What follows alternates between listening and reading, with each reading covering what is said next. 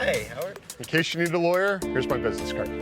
I'm attorney Howard Ankin. Oh, hey, Howard. If you or someone you know has been hurt at work, Ankin Law can get the medical bills paid, the lost wages reimbursed, Oh, hey, Howard. and the compensation you deserve.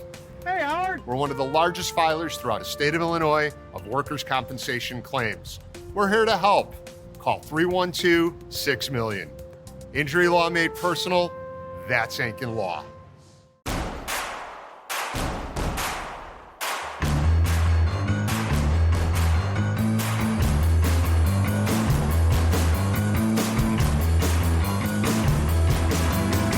From your favorite source for Chicago White Sox talk, delivering news, interviews, analysis, and more. This is the Sox Machine Podcast with your hosts, Jim Margulis, James Fegan, and Josh Nelson. Thanks, Rob, and welcome to a new episode of the Sox Machine Podcast. I'm your host, Josh Nelson, and it's Monday night, November 17th, 2025, as we record this new episode. This past weekend was my 41st birthday, and I hope Justin Verlander stays in the league so I'm not older than everybody in Major League Baseball, and I spent it in New Orleans. So I've been off the MLB and White Sox radar these past couple of days, but good news, we got James Fegan, who was on site for the GM meetings in Las Vegas, came back with some very useful intel that you read on SoxMachine.com and how this offseason could go for the White Sox. Who could be a left-handed corner infielder the White Sox are targeting? On that note, should the White Sox be on somebody like Brendan Donovan, as he is now available for trade, part of the St. Louis rebuild, reload, whatever they're doing down there? Plus Grant Taylor, the catching duo sticking together for now. And we hope you like the DH role, Andrew Benintendi. In the end, we'll share our thoughts as Josh Naylor is staying in Seattle on a new 5-year contract. So let's get started. And helping me catch up, joining me is Sox Machine's beat reporter James Fegan and managing editor Jim Margulis. And gentlemen, hello. There is a baseball offseason deadline for Tuesday, November 18th. There's two of them. One, players that have been offered the qualifying offer must accept or decline. And then it is the 40-man protection deadline for MLB teams to protect their prospects and other players from the Rule 5 draft during the winter meetings. Obviously, the White Sox don't have to worry about the qualifying offer, James. But for the 40-man protection for the Rule 5 draft, any guesses in who the White Sox could add as their 40-man roster currently stands at 35? Man, I haven't thought about a White Sox qualifying hour offer probably since Rodon post-2021. Have there been any really big close decisions since then? Anyway, give him a Cy Young vote this year. There's they're actually going to do something for 40-man edition, but it's not a crunch sort of situation or a big will they or won't they. I think Tanner McDougal, they've already pretty much said they're going to add, and I think Peyton Pallette is right on that line of kind of near ready reliever who needs protection and seems like he should be useful. You can definitely see him pitching the majors next year. Maybe spun his wheels a little bit in terms of establishing himself as a future leverage option this season. But with them having 5 open slots, even expecting them to be active in the Rule 5 or be opportunistic where they could wind up claiming somebody at the end of spring next year. Not that they're planning that, so to speak. I think they have as much room to add as someone they want, which, if anything, there's more drama in who they kind of wind up officially, unofficially declaring we're not huge believers in. If they don't reward Shane Murphy, which I think there's an argument to that's not even just not a statement of confidence. It's more of a statement of feeling like that's not the profile that's going to get claimed in a Rule 5 situation. Someone who's kind of a depth arm where it might have his probably, if he's going to have a major league career, you'd see the first couple years being where he's available depth and he can go up and down. And that's not what teams use Rule 5 picks more. It's more about people hoping that the stuff allows them to pop up to a level of performance they haven't been before. It's kind of how it worked for Shane Smith, even to a degree, even if you kind of associate that with relievers. So I think it's probably chalk with McDougal and Pallette. You can if you really have a strong arm, or certainly if they have a strong arm for someone else on the fringes, they obviously have room. But I don't think there's a lot of situations where their hands are being forced. And if anything, they're probably oriented for another offseason of working the waiver wire or seeing kind of interesting projects that get claimed, maybe with a little bit higher ceiling than what they have on the Rule 5 protection, kind of threshold, will they or won't they line. Got it. So, Jim, on my list, I had McDougal and Paulette, as James mentioned. I also had Mason Adams. Is he currently not on the 40-man roster, or could they add him and then could they 60-day IL him because he's still recovering from injury? Yeah, he's, I think if he were somebody who would be projected to come back in the first half of the season, they might protect him just because Tommy John surgery is kind of a way for a team to have an easier time having somebody on the roster for 90 days because he could open the season on the 60-day IL, join the team in June, maybe like a strategic IL placement. Then you get to September, rosters expand, and all of a sudden the 90 days are up. But I think everybody who had Tommy John surgery, like that cluster of surgeries in February through April, Chris Getz said the winter meetings, according to James, and he can tell me if I'm wrong, that it sounds like Prelander Barreau is the only one expected to come back or maybe have an impact or return in the first half of the season. Everybody else is more after the All-Star break, which would not leave 90 days to come back and be on the roster. And then they have to do the same thing again next year. So I think, Adams, Juan Corella was another one. They might have been targets had they been projected to come back in May. But if they're looking at July, even like late June would probably leave too little time for them to come back and make it worth another team's while, especially since, they're kind of in the same boat as Murphy, as depth arms, guys who are more valuable throwing 5 innings than throwing 1 or 2 because they're not projected to be high leverage stuff. The other one that I kind of thought based on the White Sox trading for him was Ben Peoples as a reliever who might, if he appealed to the White Sox, would he appeal to another team in a relief audition, give him back at the end of spring training if it doesn't matter. But given that he didn't really show for the White Sox, he had some good innings, but also some not good innings. And then I think he missed the last week or two of the season. I don't know if he showed enough to where the White Sox feel all that invested. They'd rather have the roster spot open for claiming somebody themselves. So, yeah, I think it's a 2-horse race unless like Murphy was just so good, with the 1.6 something ERA. It's, I think, second lowest qualifying ERA among minor leaguers, to where they would just feel stupid if another team claimed him and like he was good enough, and they'd just be like, wait, we had roster spots.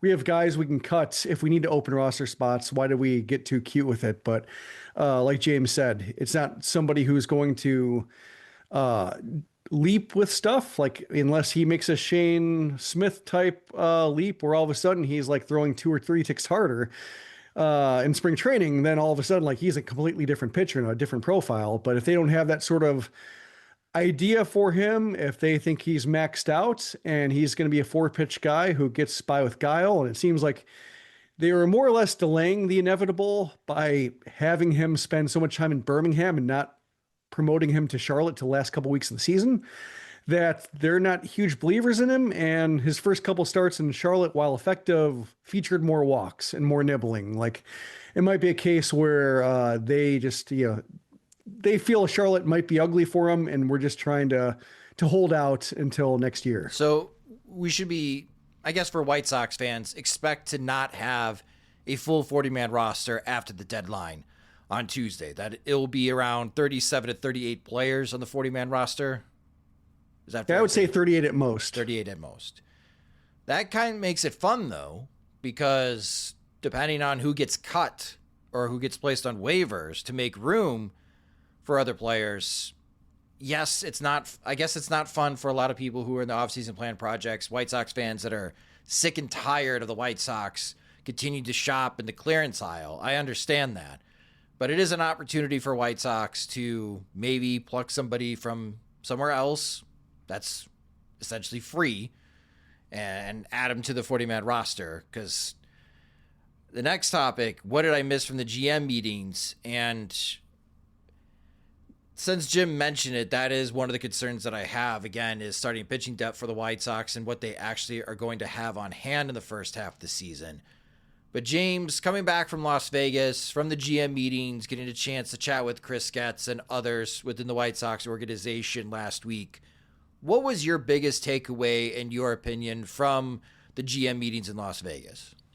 I can assure you there are a handful of young men who watch White Sox bullpen sessions and team polos who are very excited about having open spots in the waiver wire to file reports about. I think that for me, there wasn't like some big, bright, shining takeaway from the meetings. There's a lot of like little items.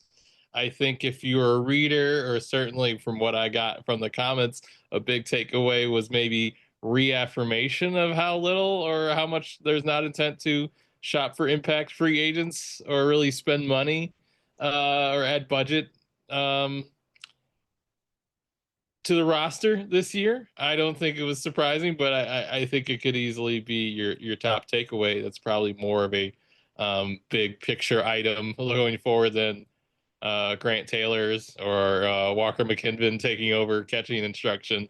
Those were items I had top of line that I wanted to hear more about. But I think the fact that this is another rebuilding offseason is probably the big vibe that people got from my piece. Yeah, but I don't think that's a surprise, Jim, because, I mean, we talked about it all during the season. And this is where I'm going to keep hammering this point. White Sox, you need a president of operations. Okay? It cannot be Jerry Reinsdorf. Who within the Chicago White Sox organization is going to stand in front of the firing line of paying customers and media and be honest about the revenue situation with the ball club and how that's impacting what they can do, what kind of product they can put on the field? Brooks Boyer? Is Brooks that guy? It's not Chris Getz. Chris has words of optimism, and he believes that they're on the right track and they are not going to deviate from where they are. But there's a lot of White Sox fans, Jim, that do not like this track, and they are getting impatient, and I don't blame them. I really don't. It's been a lot of losing for a long time. The White Sox have been one of the worst teams in Major League Baseball in the last decade, especially when you look at wins and losses. But it's clearly not 89-year-old Jerry Reinsdorf. He's not going to pull a Tim Cook. I mean, this is what every major organization and company in the world does. The CEO goes out there and they speak to the paying customers. Tom Ricketts does this for the Chicago Cubs. They have a president of operations, but the White Sox do not. And I feel like if you have Brooks Boyer try to sell a message of, well, guys, this is why we don't spend, because we don't have any money, I don't think he's the right guy either. So, again, this is where White Sox business operations-wise is still falling short.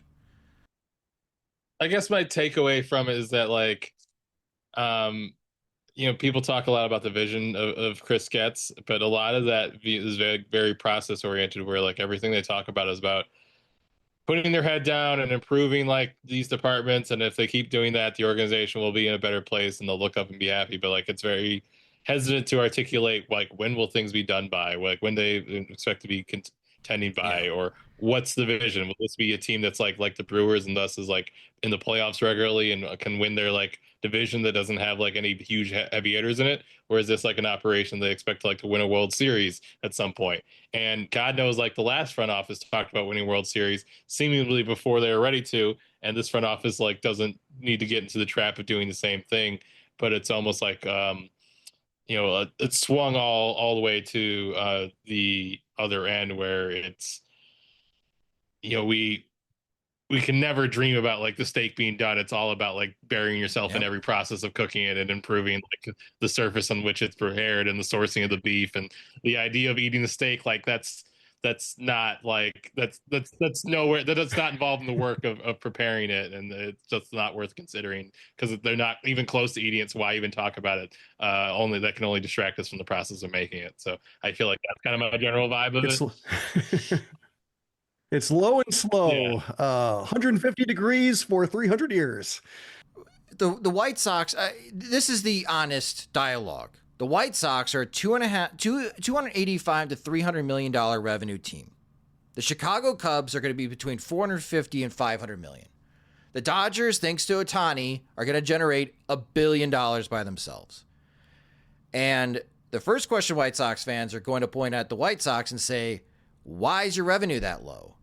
And the White Sox are going to point the finger back at the paying customer and say, you don't spend enough.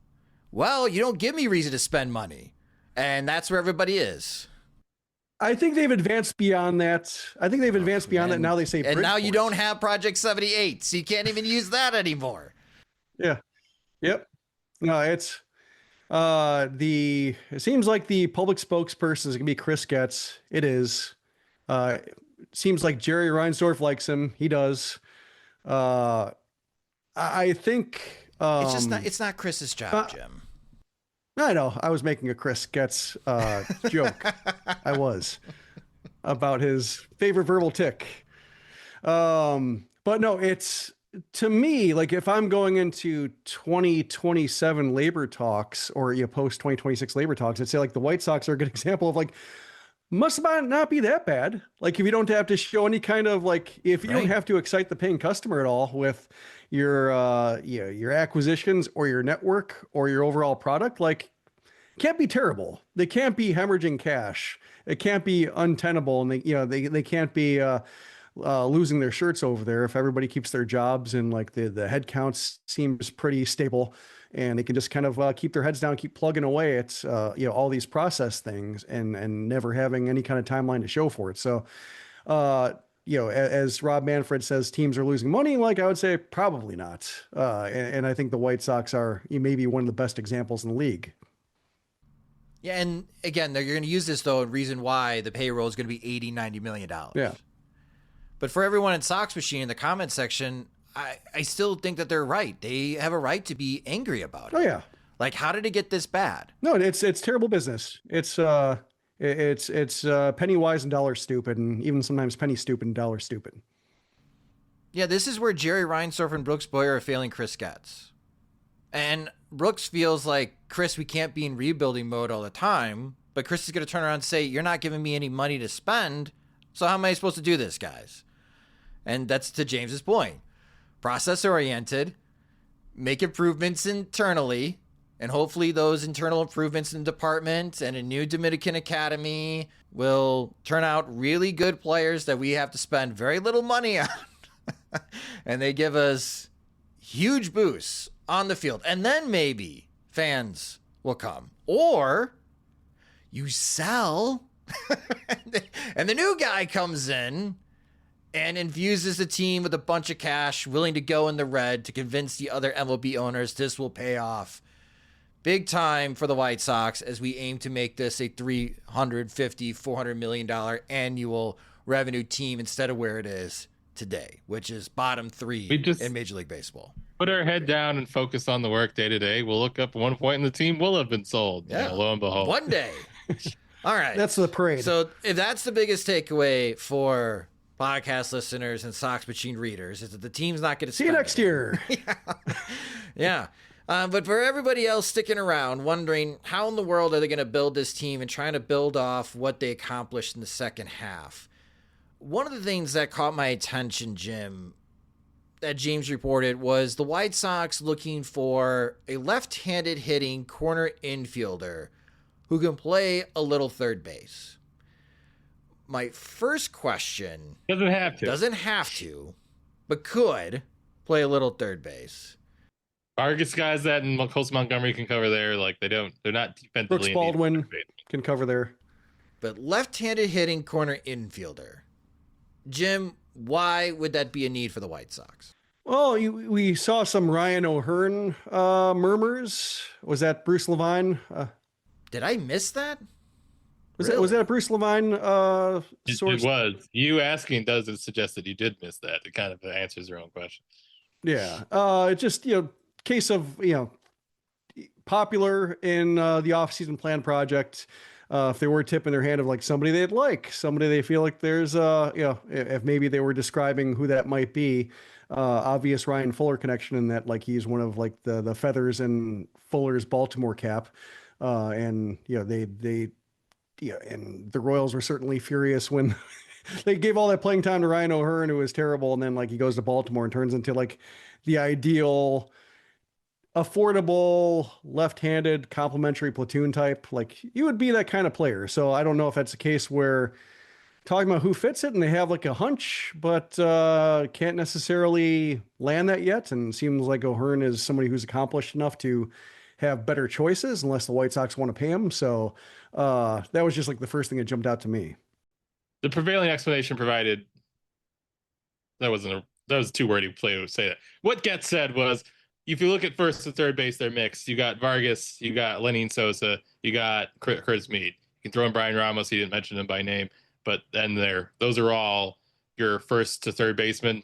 Throw in Brooks Baldwin as well. But like those main four, those are all right-handed, and they want someone to balance that out. Now, how are they going to balance that out and get playing time for Mead, Sosa, Vargas? I don't know. Probably not get playing time for all of them. But they certainly aren't happy with like the lineup balance of that as it currently stands. Sosa's kind of neutral because he doesn't, abide by society's rules. But he can't probably be said to be like a true like reverse split or righty masher guy at this point. They feel like they want someone they can throw in there and feel good about their having the platoon advantage against right-handers of that position group. And to circle back, James, because of New Orleans, I recall seeing the tweet about Ryan O'Hearn in the interest of the White Sox. I have forgot that I had seen it. It might be forgettable in like a week or so. Forget. Maybe. I like the idea though. I don't hate bringing in Ryan O'Hearn. He can play some first. He can fake it in right field. I don't hate it. Yeah, I think for them it'd be a good get. It's more like O'Hearn was, playing on a playoff team and getting regular opportunities in the second half, and theoretically would have them in his market again this offseason. Wouldn't necessarily be a pure case of like they would have to work hard to be like, this is a level of opportunity different than what he could get a contender, because I think there'd be another contender be like, hey, come be a strong side up platoon over here. Yeah, he would be like a good Will Venable pathways to victory guy. What I do hate is going on Fangraphs and looking at the free agent tracker and see who's available for guys who are left-handed infielders. Not a great list. I mean, at the top is Jorge Polanco, but to James's point, he was just on a playoff team that almost made the World Series last year. And maybe he returns to Seattle. That would be a good get for the White Sox, but I feel like Jorge Polanco can still get another contract with a contender. They did just in signing in Naylor, because I wrote up Polanco for Fangraphs' top 50 free agents. Like his defense, second base has really fallen off a cliff. He's had a lot of surgeries on his lower body. They DH'd him primarily with Seattle, and he's played a little third, probably not good enough, or probably not enough to really know if he's good or bad there. It's hard to imagine him being great just because of the toll he's taken on his legs. Or is he someone who plays first base? In which case, like, he's a switch hitter who'd work, but I think he's hit so much last year that he's probably looking at like a 3-year deal. If not, maybe more. Obviously the defense affects his bidding, but I think he also just legit mashed where he's probably even more in terms of like a contender is going to want this bat than O'Hearn. Not that like the Sox should just not get anyone who could play for a playoff team, but just it's starting to think like, well, how could they distinguish whether it's offering more money or offering like a level of full-time reps or starter opportunity that wouldn't be available elsewhere. I don't know if I can quite square the circle with those two. But both would be like, hey, they got a good player level of excitement, which I think like all Sox free agency at this point, like even if they took like something that feels pretty risky or something that seems like an overpay, it'd be like, well, it's interesting that they're doing something. Like you'd almost want us almost anything like big they did at this stage. I think it's like, well, yeah, it's an idea. Would be kind of our base reaction. Yeah, the White Sox, a White Sox signing since Chris Getz took over is, you mentioned him a few podcasts ago, James, from the Angels, Luis Rengifo. Played 147 games last year, 76 of those games at third base. Not an impact bat at all, but he plays all over, super utility guy. He's had flashes of impact bat, like he's had some pretty major injuries that have then like had a pretty long tail in terms of him looking effective again. In which case it didn't really happen all last year. So I think that would probably be more the guy like I could see be like he's not going to get a level of guarantee of like you're going to be a major part of a rotation at another place where, you know, the White Sox could maybe say like, hey, we think he's healthy. He's, you know, shown power before. We're going to take a ride. And that would be a unique offer as opposed to like guys everyone wants for the same kind of role that they would want. Got it. And another one I had was Willie Castro. He played 120 games last year, 23 of them at third base, 92 WRC plus, 8% walk rate. And then it gets pretty dire. Adam Frazier, we got a lot of podcast minutes back in 2021 about Adam Frazier. And what the hell happened to Jaime Candelario?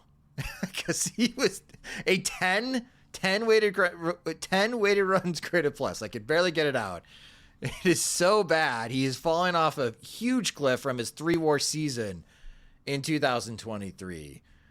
That's what I got, Jim. Any of those sexy enough for you to be like, yeah, let's go for it, White Sox? I kind of feel like, you know, you're getting towards the point of like, let's see what kind of minor league contracts are available, or let's see what, you know, who's available as teams navigate their 40-man roster. And, yeah, you know, you get to the random waiver claims, the, I would say Joshua Palacios tier of showed things before. Let's give him some playing time, not too much playing time, not in the cleanup spot this time. You know, have plenty of bats in Charlotte too. I think it's a selling point for the White Sox is like, whether you're talking about on the cusp of the majors or on the major league roster, the White Sox have like 2 layers of opportunities. And I think first base, left-handed bat, like Bob Seymour, unfortunately, looks like he's pursuing an opportunity in Asia, but like he would be the type of, let's have just somebody who can hit the ball really hard and see if we can have one weird trick that'll make him hit the ball harder or more frequently. Does Bob Seymour hit 40 homers if he signed with the White Sox but played in Charlotte? Oh yeah, I'm seeing like he hit, let's see, how many hit last year? He was up there. Yeah, 30 over 105 games with Durham. All right. Any of those seem realistic, James? Rengifo, maybe? Candelario gets to like, yeah, like interesting minor league deal. His back has seemed, you know, messed up for a while. That is like I'm getting you in both areas where I'm like, O'Hearn or Polanco seems like a little rich, and then you swing to the other end, and I'm disgusted by what you've turned up.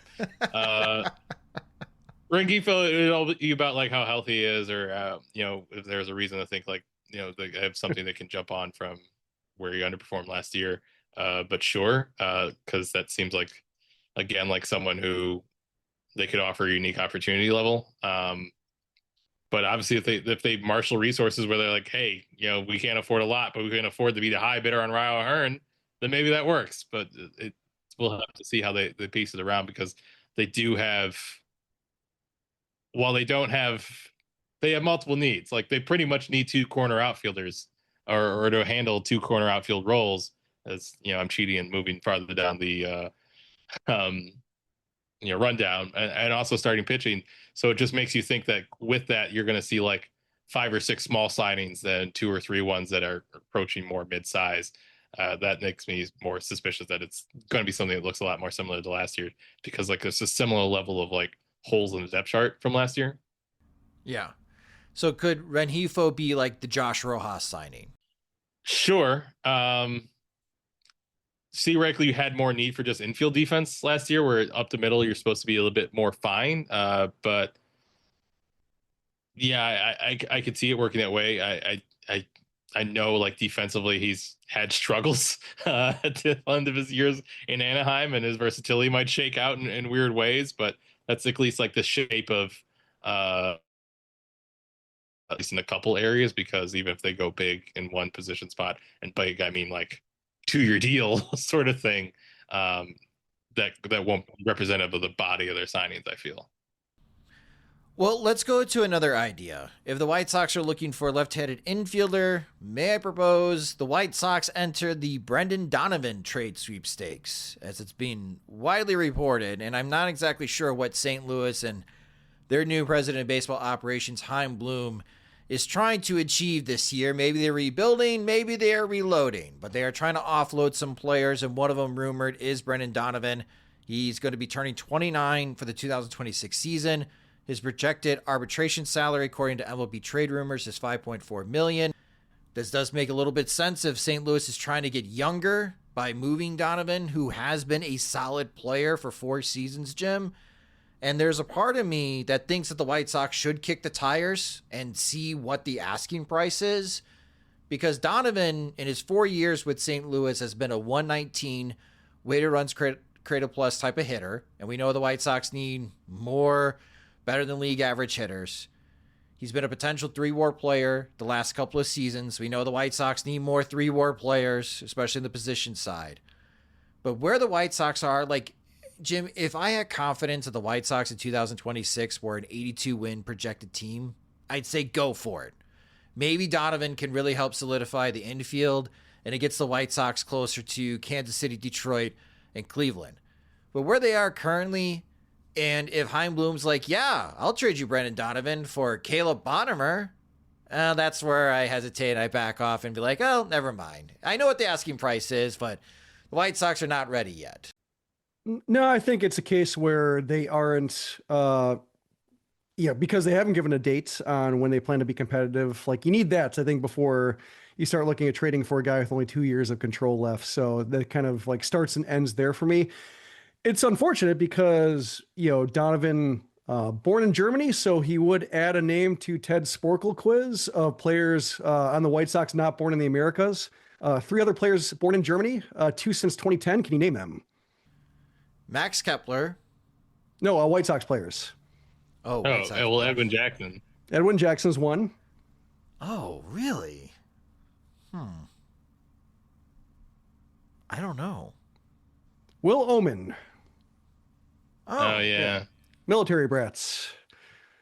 Yeah, I was about to guess Michael A. Taylor for that reason, even though I didn't think he was born from anywhere abroad, but just that's the profile. Yeah.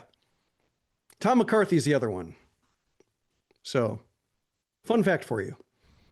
That is a fun fact. All right. So that squashes that idea. So that was one of the things that was on my mind reading up on James's work on who is Chris Getz wanting to bring in that's a left-handed infielder into the mix. Other things. Grant Taylor staying in the bullpen. James, should we just squash any future idea of him ever becoming a starting pitcher? No, I don't think so. This seems like a intermediary step. If he stretches out, he was around 63 innings, I want to say, this year total between majors and minors. If he gets to like 80, because he's working 2 innings more, which Getz said they did want him to do, and he's obviously working on expanding his pitch arsenal a little bit to have a changeup, and this would allow him to maybe tune over a lineup or face lefties more. If he succeeds, theoretically, he's in a better position, a more paddle position to stretch him out to the rotation than he is this year. Like 60 to 120, 110, probably a bit harder road. Fundamentally, they are very skeptical that he can hold up or his delivery will be, conducive to starting, repeating. So I think they're hesitant on it. They're certainly not rushing him into it. And maybe 80 innings of Grant Taylor is like an all-star level reliever, and they're like, we can't move on from this either. But I don't think this step is never consider it ever again. I think they can probably, they're very much like pumping the brakes. And it's like, some people suggested like, hey, is this like, he can just follow the Garrett Crochet model to Getz. And he's like, oh, that is something that happened, and maybe we're cognizant of that, but not like trying to slap like a direct comp on that process to it. So I think it's going to move slowly. I don't think this is never going to happen. Give up, losers. You're here forever. Don't forget you're here forever poster on the bullpen that, for Taylor. So it was probably going to be difficult to launch him from what he did this year to starting forever. And, while they kind of think he's going to be this way, and that's kind of why they put him here sooner, rather than have him, beat his head against the wall, like prove that you can't start in the minors. I don't think this was a particularly meaningful landmark where they give up on it. I'd be curious to see if they do extend him, how those outings go in 2026, and when Will Venable makes that call. I don't know if it'd be like more 6-out save opportunities. That'd be kind of interesting, because obviously you don't see a whole lot of that in Major League Baseball. But it does. Is this development path possibly on the same path as like Jordan Hicks, Jim? When St. Louis and I think it's San Francisco, right? San Francisco was the one that's trying to make Jordan Hicks a starter. Yeah, what was innings leap that he had? Because I thought it was pretty sudden. I mean, thought it's it was like not a great example since he went back yeah. and his velo dipped and he like ran out of gas in the second half of the season. Yeah, he went from a similar amount of innings, like 65 and 2/3 the year before. So it was very much they're starting him. That's bold. So yeah, I think the Crochet thing just kind of gums it up because he's proof that you can be healthier as a starter than a reliever. The White Sox, their line has been that just with the way he kind of flings his entire being towards the plate and the way like his, he launches off the mound, that he can't possibly do that for 80 to 100 pitches every 5 days and hold up over the course of a season. But 20 to 35 pitches in a given outing is more manageable. And it seems like they almost, if there for a way for them to be proven correct without it being like an injury that costs them a year, it almost seems like it'd be a relief for them versus Taylor handling the job well, and all the innings and the different shaped innings they threw at him, and responding fairly well. Had a couple of velocity dips here and there, but nothing that like lasted outing to outing. It was more just an isolated game, or even like a second inning where the velocity tailed off and then it came back. So there's some tension right now, I think, with just pulling him off the starting project in Birmingham the way they did last year before he had proven fallible or like vulnerable to the rigors of starting. I wish the White Sox would have thought that out a little bit differently. Like it would have been, I think, more sensible had there been like some kind of like Hagen Smith thing where all of a sudden he's throwing like 93 and like, oh, that's not something we want to see from him. We can't see from him. Let's pull him out of action for a few weeks and then bring him back as a reliever. Like that would have made more sense to me versus, having him throwing smoke and handling all 3 inning outings. And just when it gets to the point where he should be throwing 4 innings, they put him in the bullpen and they don't really answer the question. It just kind of dangles there. All right. Well, we don't have to have that conversation in spring training. Grant Taylor will be in the bullpen for the White Sox in 2026, but the expectation is longer outings, maybe not as often as Mike Vassell or challenge Vassell's 100 innings, but who knows? The White Sox could change their mind like they did last year with Grant Taylor. Edgar Quero, Kyle Teal sticking together now. For now, James doesn't seem like Chris Getz is really enticed in trading either one this upcoming offseason. Well, I think we know which one they would trade. Teal's one that has been spoken out behind the scenes is like having a higher defensive ceiling. Is the one obviously this front office traded for. He hit better and is more just a kind of a raw power profile, whereas Quero's more know how to hit. They just kind of seem to say, and we're already hearing leaks reports freak out of like teams asking on Quero, but they seem to feel like it's going to be a kind of the same buy low opportunism with Robert. Maybe not quite the same because like Quero's not low or like performing worse than he should before. It's like them believing he's a top 100 prospect. He's a starting quality catcher. He probably doesn't quite look like that quite yet. If the having the offensive year where he held his own, definitely very good for a 22-year-old rookie catcher, but didn't show like big power where you can be super confident he's going to hit enough to be an asset there with the bat. And then a lot of soft skills where he did pretty good, but obviously very poor framing numbers in the outset, and some skepticism about how much he'll get beyond like a tick below average. That's kind of the ideal developmental home for it, rather than someone who's going to create a ton of value there, or be super toolsy in terms of like his stealing base numbers. Obviously, the White Sox kind of have issues with controlling the running games out an organization that he's punished by statistically, but it's not like a Corey Lee Cannon where you're expecting him to be an asset back there either. So it's a bat first catcher, at least in terms of statistical profile, as much as he, very much as good at the soft skills of catching and very invested in it. And you haven't seen that bat really leap up yet. So they just don't think they're probably not going to get great value for this. And that this isn't quite a situation where you got two guys who got to be in the lineup every single day and they're in kind of like inhibiting each other. You saw a little bit of that. Maybe you wanted to see them get more at bats, but certainly as rookies, they felt like they managed their workload with that a little bit.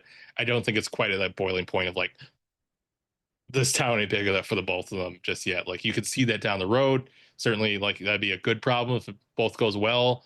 Maybe there's a world where Teal emerges as a starter or Quero kind of settles into like a good backup more than anything else, or vice versa. They just don't think they're at this critical mass yet where they need to pull the trigger or they're going to get the most for their, somewhat limited coffer of trade chips if they go for it now. So that's why it's unlikely, I think, but it's obviously something that's being actively considered. It's kind of like the obvious thing to look at if you ever see them just trading present major league value. I don't know where else you'd start beyond Luis Robert than, your compelling young not prospect, but still on the upswing catcher. So Jim, if the White Sox don't trade Edgar Quero, you good with that? Yeah, I mean, it's better than the alternative, which is trading him because they feel like they have to trade him because they did create this situation for themselves. I think that was the one thing everybody pointed out about the Crochet trade is like pretty good package. Don't you kind of already have a catcher of the future? And so this is the, one of the possible outcomes is where they both arrive at the same time and you have to navigate that. The way it could work out in the White Sox favor is if they do give Teal like the number one catcher type treatment and then like save Quero for the plate appearances they figure will make him look good.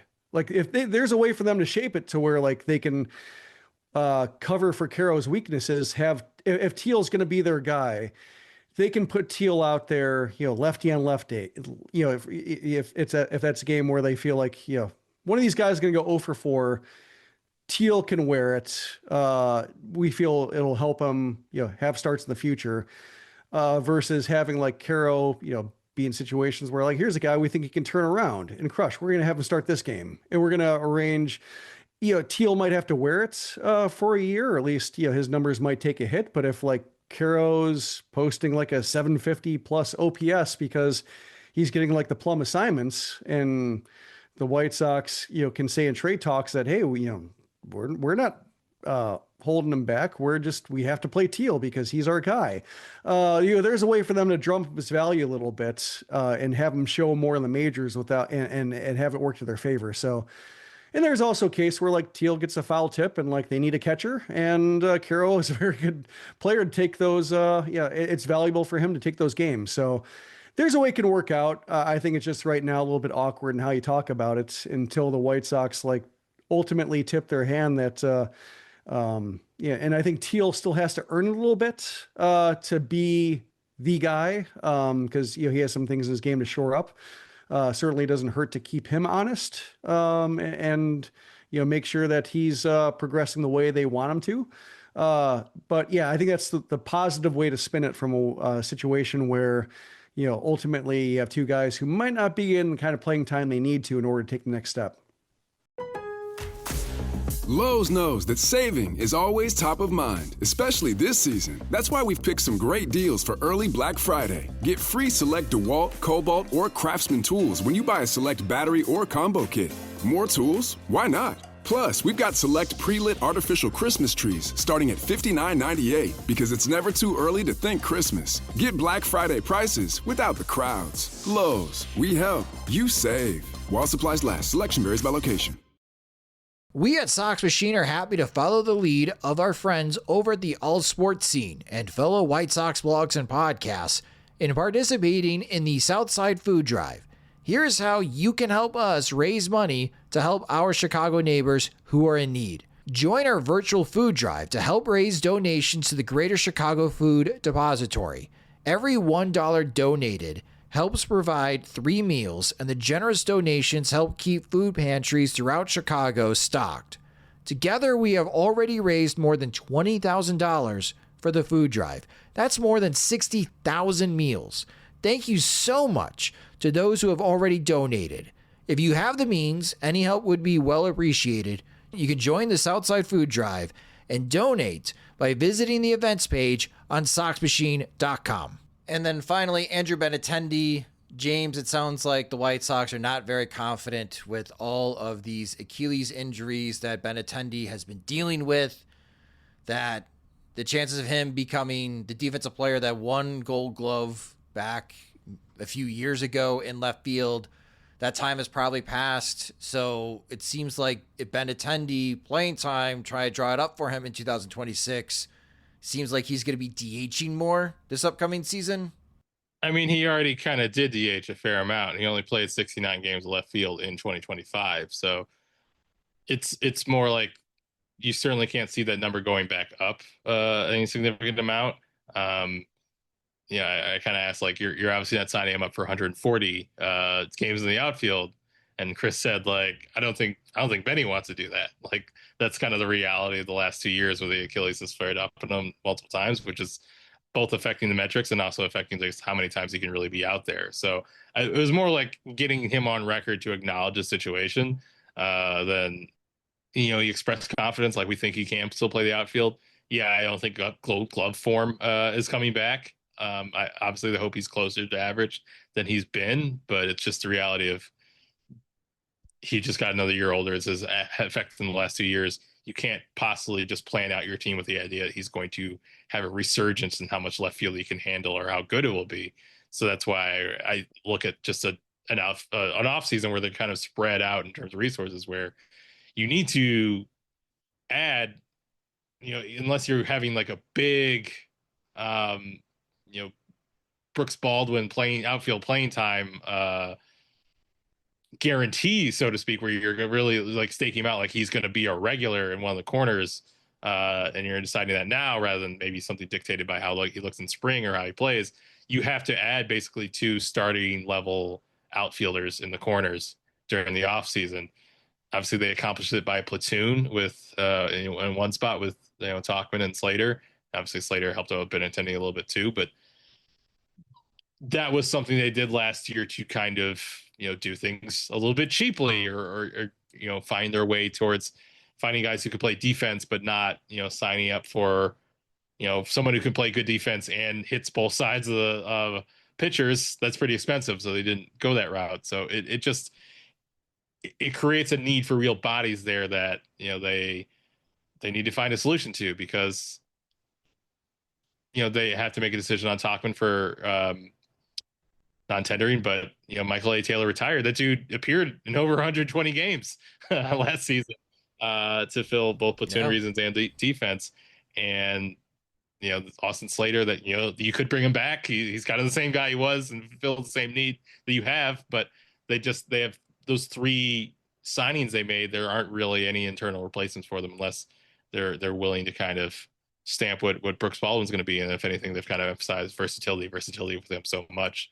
I don't think they're going to say like, yeah, actually he's our primary left fielder or right fielder at this stage in the offseason, at least. So that's where I really think there's just a lot of volume they have to add in the offseason. Mike Yastrzemski and Cedric Mullins, just like our last podcast, sharing my offseason plan. Sounds like it's more of a need, Jim. I was trying to picture like a 3-legged race with Tauchman and Slater, but turns out their meniscus was the same knee. Otherwise, you could have tied them together. Oh, man. Well, the outfield is going to, it's going to be a focus point. Again, goes back to the left-handed corner infielder.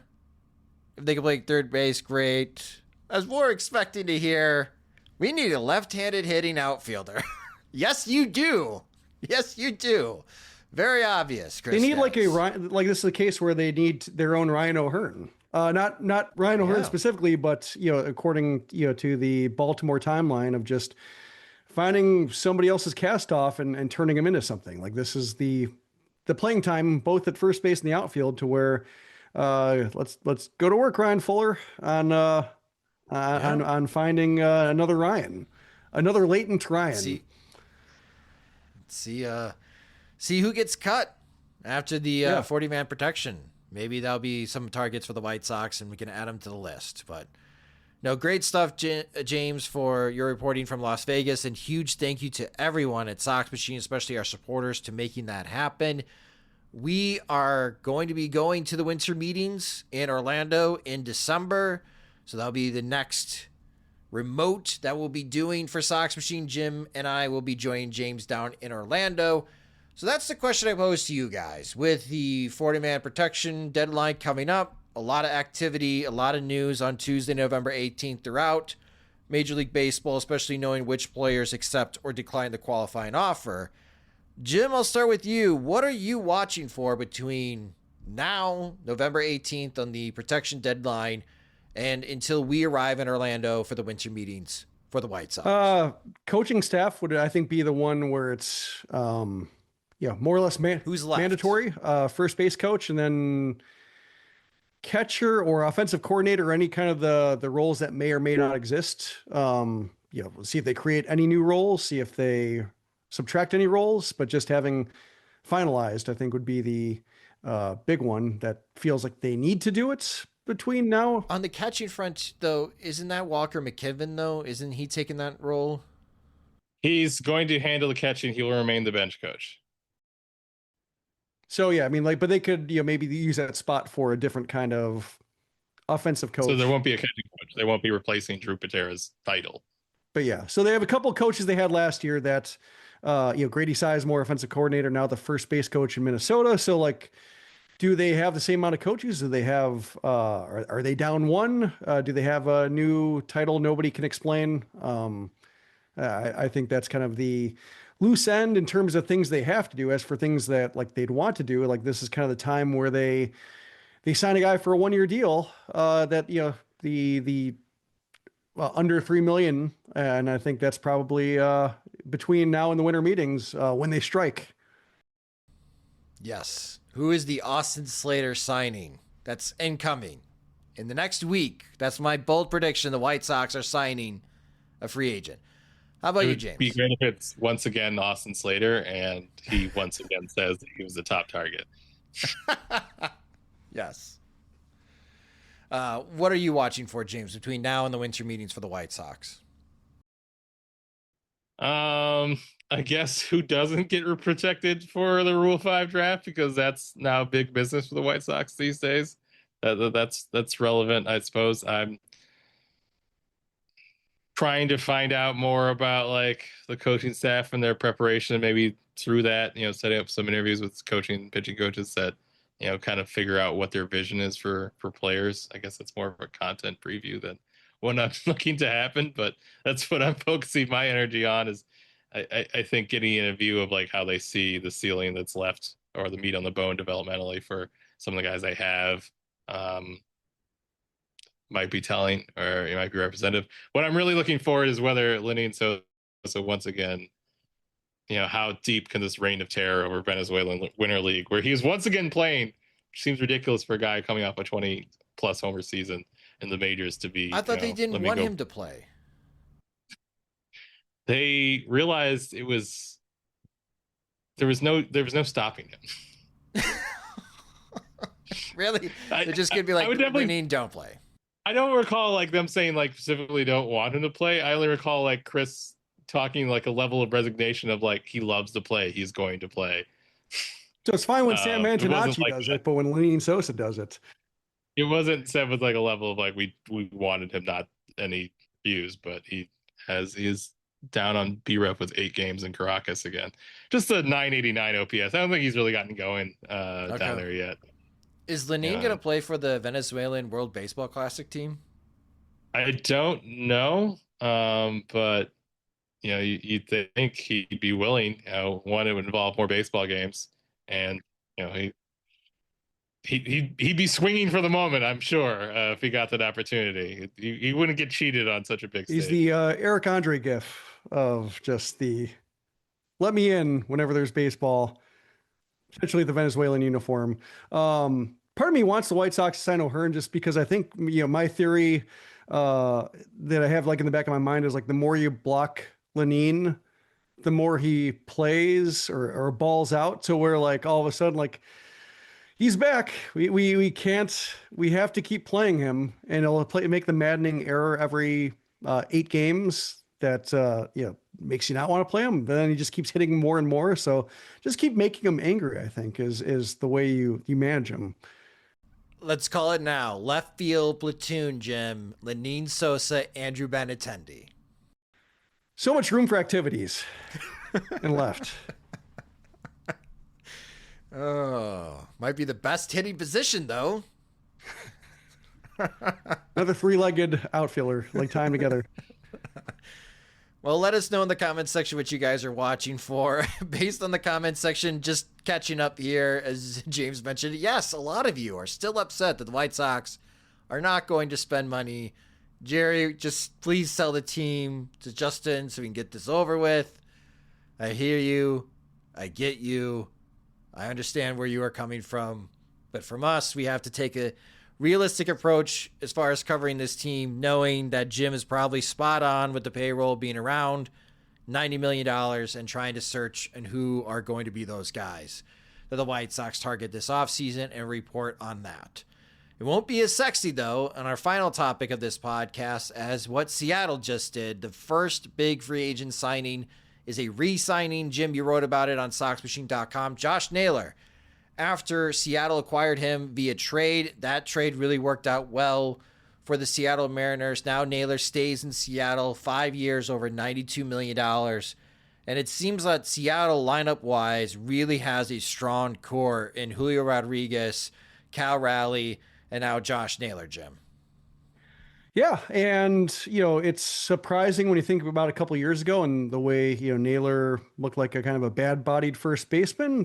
Great left-handed bat, but would you have to platoon him in order to get the most out of the position? How is he going to age? And all of a sudden, like he gets the free agency as a power-hitting, average defense first baseman who all of a sudden steals 30 bases and now is among the youngest players in free agency to where he's physically one of the better bets with how he uses his physicality for lack of a better word. And then you have the combination of enough power and few strikeouts, or at least few strikeouts for a guy who hits with as much power as he does. So it's an odd bet, but also when you see what skills teams are prioritizing, and that he doesn't need a platoon partner and he provides base running value somehow. And he, does not, diminish from balls in play or opportunities to,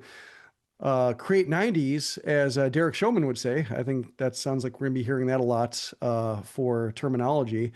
I guess that's, a worthwhile contract. It seems like, it could get ugly maybe in the back half of it, but given that the Mariners have to win now, they have to put their best team forth now in order to keep spending money later, just to keep capitalizing on the excitement and enthusiasm. It's fine.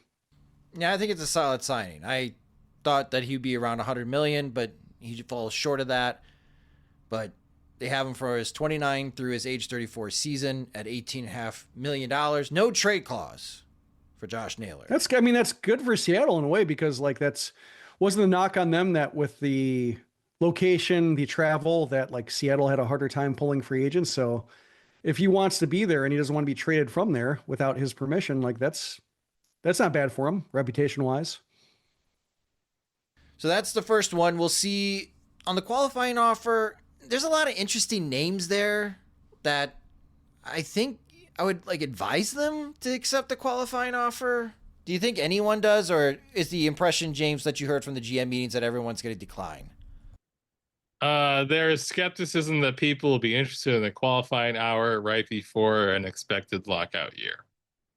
Yeah, because Brandon Woodruff, I would advise maybe taking it because I don't think he's going to beat $22 million. Gleyber Torres is another that I would you should think about it.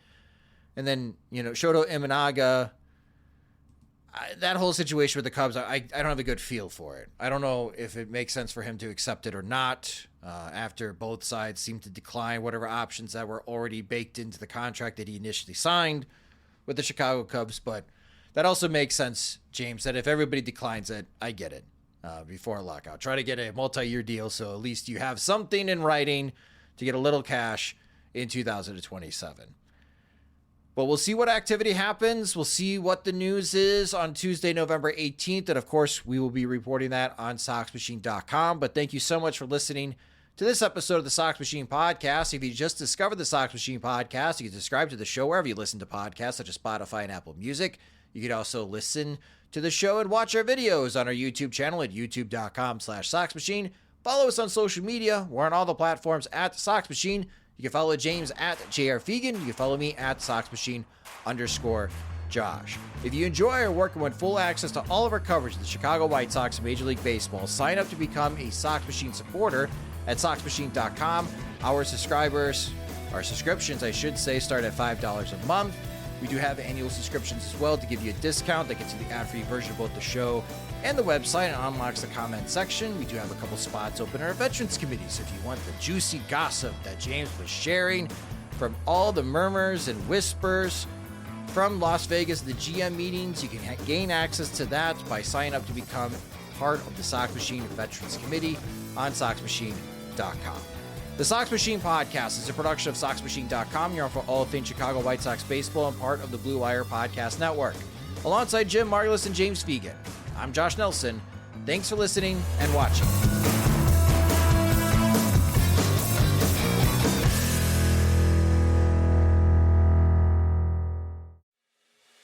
Some things in life are just made for each other. Peanut butter and jelly, macaroni and cheese, Modelo and college football. College football season is Modelo season, and the season has officially kicked off. The Modelo Recruiter is back in action, looking to reward full-time fans who give their all for their team and their school week in and week out. If you're listening to this, you've been recruited. So lace them up and get out there. And don't forget to make time for a well-deserved ice-cold reward, because college football wouldn't be the same without you. So grab yourself a Modelo and enjoy the official beer sponsor of the college football playoff, Modelo.